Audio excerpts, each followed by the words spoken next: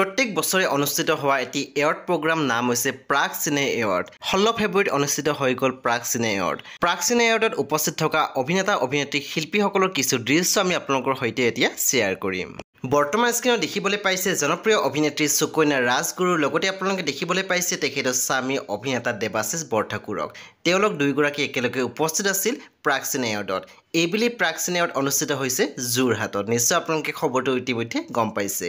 তেওঁলোকে তাত উপস্থিত থকা কিছু দৃশ্য আমি আপোনালোকৰ সৈতে শ্বেয়াৰ কৰিছোঁ। বাৰু অভিনেত্ৰী সুকন্যা ৰাজগুৰু আৰু অভিনেতা দেৱাশিষ বৰঠাকুৰৰ লুকছটো আপোনালোকৰ কেনেকুৱা লাগিছে আমাক জনাবলৈ নাপাহৰিব। এতিয়া আগবাঢ়িছোঁ আন এটি খবৰলৈ। বৰ্তমান স্ক্ৰীনত দেখিবলৈ পাইছে ৰীমা দাসক। ৰীমা দাস আৰু টীম উপস্থিত আছিল প্ৰাগ চিনে এৱাৰ্ডত। তৰাছ হাজবেণ্ড ছবিখনৰ বাবে তেওঁলোকে লাভ কৰিছে best director Rima Das, best editing Rima Das, best debut actor Abhijit Das আৰু best child actor Bhuban Bhargav Das. তেওঁলোকে 4টা বঁটা লাভ কৰিবলৈ সক্ষম হৈছে প্ৰাগ চিনে এৱাৰ্ডত। এতিয়া আগবাঢ়িছোঁ আন এটি খবৰলৈ। বৰ্তমান স্ক্ৰীনত দেখিবলৈ পাইছে মহাময় অভিনেত্ৰী বৰষা ৰাণী বিষয়াক। অভিনেত্ৰীগৰাকী উপস্থিত আছিল প্ৰাগ চিনে এৱাৰ্ডত। আপোনালোকে অভিনেত্ৰীগৰাকীৰ সৈতে দেখিবলৈ পাইছে জনপ্ৰিয় অভিনেতা চনু নিগমক। নিশ্চয় আপোনালোকে খবৰটো গম পাইছিলে যে চনু নিগম আহি উপস্থিত হৈছিল যোৰহাটৰ প্ৰাগ চিনে এৱাৰ্ডত। অভিনেত্ৰীগৰাকীৰ সৈতে আপোনালোকে দেখিবলৈ পাইছে চনু নিগমক। তাৰে কিছু দৃশ্য আমি আপোনালোকৰ সৈতে শ্বেয়াৰ কৰিছোঁ। এতিয়া আগবাঢ়িছোঁ আন এটি খবৰলৈ। বৰ্তমান স্ক্ৰীনত দেখিবলৈ পাইছে অভিনেত্ৰী ৰিম্পী দাস। ৰিম্পী দাসৰ সৈতে আপোনালোকে দেখিবলৈ পাইছে তেখেতৰ স্বামীক। তেওঁলোক দুয়োগৰাকী গৈ উপস্থিত হৈছিল প্ৰাগ চিনে এৱাৰ্ডত। বাৰু ৰিম্পী দাসৰ লুকছটো আপোনালোকৰ কেনেকুৱা লাগিছে আমাক জনাবলৈ নাপাহৰিব।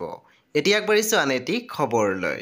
বৰ্তমান স্ক্ৰীনত দেখিবলৈ পাইছে অভিনেত্ৰী আইমী বৰুৱাক। আইমী বৰুৱা উপস্থিত আছিল প্ৰাগ চিনে এৱাৰ্ডত। আইমী বৰুৱাই শ্বেয়াৰ কৰা এটি পষ্ট লিখিছে, এই বৰ্ষৰ প্ৰাগ চিনে এৱাৰ্ডত ৰঙা টাপু ছবিৰ বাবে মই শ্ৰেষ্ঠ অভিনেত্ৰী বঁটা লাভ কৰিবলৈ সক্ষম হৈছোঁ। বিশ্বাসেৰে ছবিখনত মৰম চৰিত্ৰটিক ৰূপায়ণ কৰিবলৈ সহযোগ প্ৰদানৰ বাবে ছবিৰ পৰিচালক আদিত্যম শইকীয়াৰ প্ৰতি কৃতজ্ঞতা জনাইছোঁ। ইয়াৰ লগতে টীম ৰঙা টাপুৰ প্ৰতিগৰাকী শিল্পী কলা কুশলীক ধন্যবাদ জনাইছোঁ। এই প্ৰাপ্তি ৰঙা টাপুৰ প্ৰতিগৰাকী সদস্যৰে সকলোৰে হাতত মই স্নেহেৰে এই প্ৰাপ্তি অৰ্পণ কৰিছোঁ। প্ৰতিখন মোক অপৰিসীম আদৰ, বিশ্বাস আৰু মৰম প্ৰদান কৰা প্ৰতিগৰাকী মোৰ শুভাকাংক্ষীক স্নেহপূৰ্ণ কৃতজ্ঞতা যাচিছোঁ। এই বিশ্বাস আদৰ সদায় ৰাখিম। অনাগত সময়খিনিত আপোনা হ'ব শুভকামনা আশীষেৰে নতুন ভাল কাম দিয়াৰ মই প্ৰতিশ্ৰুতিবদ্ধ। এতিয়া আগবাঢ়িছোঁ আন এটি খবৰলৈ। মেঘৰঞ্জনী মেধি আৰু তেখেতৰ স্বামী নীল দাস গৈ উপস্থিত হৈছিল প্ৰাগ চিনে এৱাৰ্ডত। তেওঁলোকৰ সৈতে আমি দেখিবলৈ পাইছোঁ জনপ্ৰিয় কণ্ঠশিল্পী চনু নিগমক। তাৰে কিছু দৃশ্য আমি আপোনালোকৰ সৈতে শ্বেয়াৰ কৰিছোঁ। বাৰু মেঘৰঞ্জনী মেধি আৰু নীল দাসক আপোনালোকৰ কেনেকুৱা লাগিছে আমাক জনাবলৈ নাপাহৰিব। এতিয়া আগবাঢ়িছোঁ আন এটি খবৰলৈ। বৰ্তমান স্ক্ৰীনত দেখিবলৈ পাইছে অভিনেত্ৰী গীতাৱলী ৰাজকুমাৰীক। অভিনেত্ৰী গীতাৱলী ৰাজকুমাৰী আৰু তেখেতৰ কন্যা সন্তান তেওঁলোক উপস্থিত আছিল প্ৰাগ চিনে এৱাৰ্ডত। তেওঁলোকে তাত উপস্থিত থকা কিছু দৃশ্য আমি আপোনালোকৰ সৈতে শ্বেয়াৰ কৰিছোঁ। এতিয়া আগবাঢ়িছোঁ আন এটি খবৰলৈ। বৰ্তমান স্ক্ৰীনত দেখিবলৈ পাইছে অভিনেত্ৰী কল্পনা কলিতাক। কল্পনা কলিতাই ৰঙা টাপু ছবিখনৰ বাবে লাভ কৰিছে বেষ্ট ছাপৰ্টিং এক্টৰৰ এটি বঁটা। আমাৰ চেনেলৰ ফালৰ পৰা অভিনেত্ৰীগৰাকীলৈ বহুত বহুত শুভেচ্ছা জ্ঞাপন কৰিছোঁ। এতিয়া আগবাঢ়িছোঁ আন এটি খবৰলৈ। বৰ্তমান স্ক্ৰীনত দেখিবলৈ পাইছে অভিনেত্ৰী প্ৰীতি কংকনাক। প্ৰীতি কংকনা গৈ উপস্থিত হৈছিল প্ৰাগ চিনে এৱাৰ্ডত। আপোনালোকে বৰ্তমান স্ক্ৰীনত দেখিবলৈ পাইছে।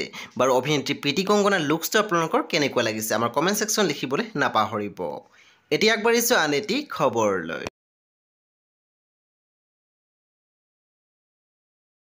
কণ্ঠশিল্পী আচুৰ্য বৰপাত্ৰই শ্বেয়াৰ কৰিছে এটি পষ্ট আমি দেখিবলৈ পাইছোঁ। তেখেতে উপস্থিত আছিল প্ৰাগ চিনে এৱাৰ্ডত। তেওঁৰ সৈতে আমি দেখিবলৈ পাইছোঁ জনপ্ৰিয় কণ্ঠশিল্পী জুবিন গাৰ্গক। তাৰে কিছু দৃশ্য আমি আপোনালোকৰ সৈতে শ্বেয়াৰ কৰিছোঁ।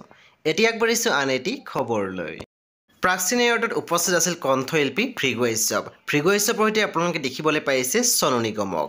ভৃগু ঐশ্বৱে শ্বেয়াৰ কৰা পষ্টত লিখিছে, সপোন আছিল তেখেতক লগ পোৱাৰ, প্ৰিয় আছিল, এতিয়াও প্ৰিয়, সদায় প্ৰিয় থাকিব। এতিয়া আগবাঢ়িছোঁ আন এটি খবৰলৈ। ডক্টৰ বেজবৰুৱা 2 ছবিখনৰ বাবে সিদ্ধাৰ্থ গোস্বামী লাভ কৰিবলৈ সক্ষম হৈছে প্ৰাগ চিনে এৱাৰ্ডত এটি বঁটা। আপোনালোকে বৰ্তমান স্ক্ৰীনত দেখিবলৈ পাইছে। এতিয়া আগবাঢ়িছোঁ আন এটি খবৰলৈ। বৰ্তমান স্ক্ৰীনত দেখিবলৈ পাইছে অভিনেত্ৰী উপাসনা প্ৰিয়মক। অভিনেত্ৰী উপাসনা প্ৰিয়মে লাভ কৰিছে বিফৰ স্প্ৰিং ছবিখনৰ বাবে বেষ্ট ডিবাট এক্ট্ৰেছৰ এটি বঁটা। আপোনালোকে বৰ্তমান স্ক্ৰীনত দেখিবলৈ পাইছে।